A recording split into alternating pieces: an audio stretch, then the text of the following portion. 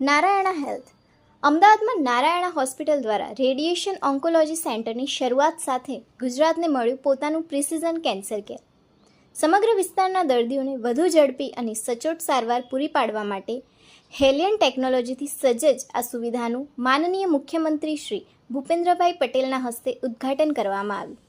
અમદાવાદ, શનિવાર 30 મે 2026. નારાયણા હોસ્પિટલ અમદાવાદ આજે પોતાના નવા રેડિયેશન ઓન્કોલોજી સેન્ટરની શરૂઆત કરીને ગુજરાતમાં કેન્સરની સારવારની સુલભતાને મજબૂત કરવા તરફ એક મહત્વપૂર્ણ પગલું ભર્યું છે.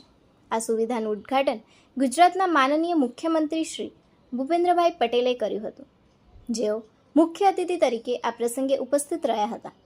આ કેન્દ્ર સમગ્ર વિસ્તારના દર્દીઓ માટે અદ્યતન, સચોટ અને વધુ ઝડપી રેડિયેશન થેરાપી ઉપલબ્ધ કરાવવા માટે તૈયાર કરવામાં આવ્યું છે. इनाग्रेशन हो गया है. ऑनरेबल चीफ मिनिस्टर ने इनाग्रेशन किया है. Cancer is a major problem in India.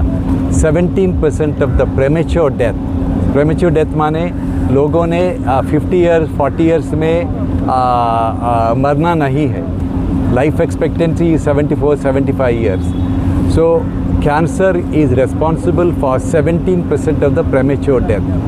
मेरा एडवाइस है सभी लोगों को, एक मैसेज है, how fit you feel has nothing to do with how fit you are. Every year आप एनुअल हेल्थ चेकअप करना है, उसे ब्लड टेस्ट करना है, एको, ईसीजी, अल्ट्रासाउंड और लो डोज सीटी स्कैन करने से most of the cancers can be detected at an early stage. ये अर्ली स्टेज में कैंसर डिटेक्ट हो गया तो